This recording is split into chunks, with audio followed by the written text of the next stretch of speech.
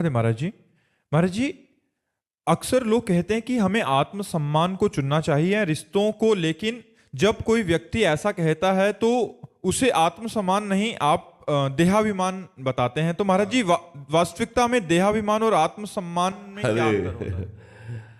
आत्मसम्मान तो संपूर्ण विश्व का सम्मान ही आत्मसम्मान है। हमारी आत्मा संपूर्ण विश्व है। संपूर्ण विश्व का सुख ही हमारा सुख है, आत्मा के शब्द से। और जब हम देहाभिमान से युक्त होते हैं तब लगता है कि सब कुछ तो ठीक है लेकिन अपमान नहीं सह सकते। लेकिन आत्मसम्मान वाला स्वयं अपमान को सहकर दूसरों को सम्मान देता है। सबहि मान प्रद आप अमानी, ये आत्मसम्मान है। और दूसरों से मान चाहना ये देह सम्मान है।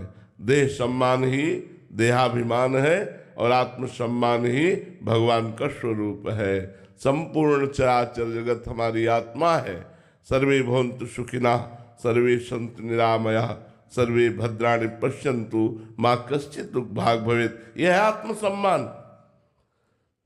आत्मसम्मान का तात्पर्य देह के प्रति की गई जो विनम्रता है, जो प्रणाम नमस्कार है, जो सम्मान है, उसे देहाभिमान कहते हैं, उसे आत्मसम्मान नहीं कहते हैं। किसका प्रश्न है? बात समझ में आ रही है आपको? जी। निखिल जी दिल्ली से। राधे राधे महाराज जी प्रेम व दुलार का क्या शिष्य पूर्ण अनुभव करता है, या जितना शिष्य की तरफ से प्रेम व समर्पण होता है केवल उतना ही अनुभव करता है? हाँ, समर्पण की वृत्ति से जितना आपका समर्पण होगा उतने इष्ट और गुरु का प्रेम और दुलार आपको दिखाई देगा, कृपा दिखाई देगी। ये देखो, जो भगवान से विमुख जन है, भगवान की शरण में नहीं है, उन पर भी भगवान का दुलार है, भगवान की कृपा है। सब मम प्रिय सब मम उपजाए, भगवान कहते हैं सब मेरे प्यारे हैं। लेकिन कौन भगवान के प्यार का अनुभव कर पा रहा है?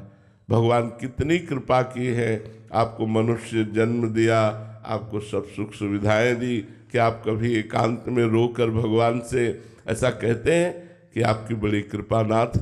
लेकिन ये वही कह सकता है जो भगवान की शरण में है, और जितना समर्पण है उतना ही वो कृपा का अनुभव करता है। जितना समर्पण है उतने ही दुलार का अनुभव करता है कि प्रभु हमें बहुत प्यार करते हैं, गुरुदेव हमें बहुत प्यार करते हैं।